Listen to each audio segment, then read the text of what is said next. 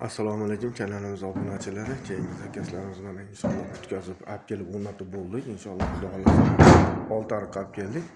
Cho'p o'rtasi zal ekan. Mana akam juda chiroyli uy solgan. O'rtasidan turganlarda yuqoriga bitta eshik, ikkita rom. Mana tomonda mana o'rtada bitta eshik, bu tomonda yana bitta romimiz bor.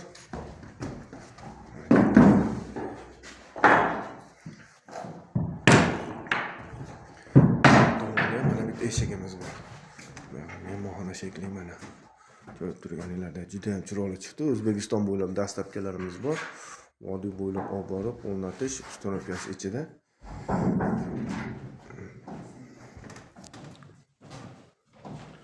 O'rtasidan qiynalib bo'ldi, xudo xolasa. Qiynalyapti bolalar.